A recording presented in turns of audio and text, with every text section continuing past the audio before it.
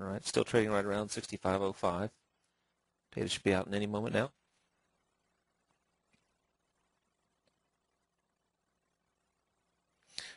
Got a huge deviation to the downside.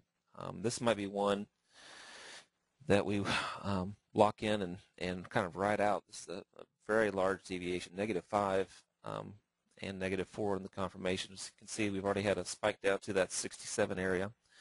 So you should be at least out of half of your trade. It's already moved about 35, 40 pips. If you can break through the 67 area, we'll be looking for the 64.36 area. So definitely by now you should already be locked in profit. You can see that it opened at 65.05 and moved down to 64.64, so already about a 40 pip move. So it's a great deviation, great trade here. So you should have no more risk on this trade. If you got into this, you should have locked in.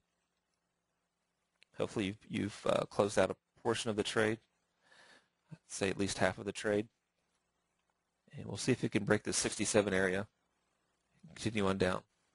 Everything came out in agreement with a large deviation. The second row came out of -0.4.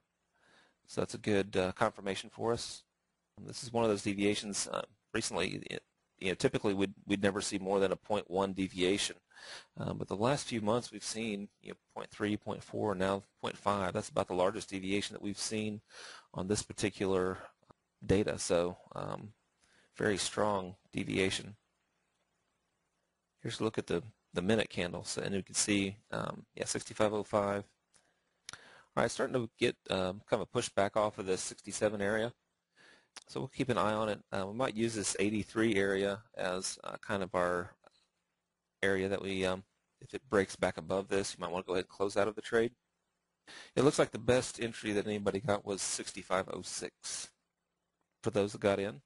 It was a good 40 pip move. We're still basically 40 pips, seeing 40 pips of profit on the trade.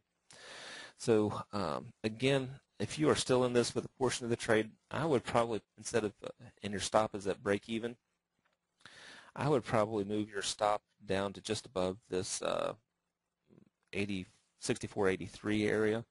So I'd place your stop maybe at 60 or 64.87, 89.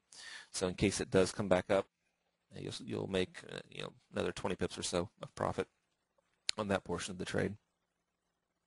You can see back here there's some supports at that 64.36 area. So you might want to put, if you have a take profit or a limit set, if you want to be a little more conservative, you might want to put it a little bit above that, maybe at 40 or 45. Because of the spread that you have, if it spikes down to that point on the sell side, the buy side will be a little bit higher. There's another support here right around 55.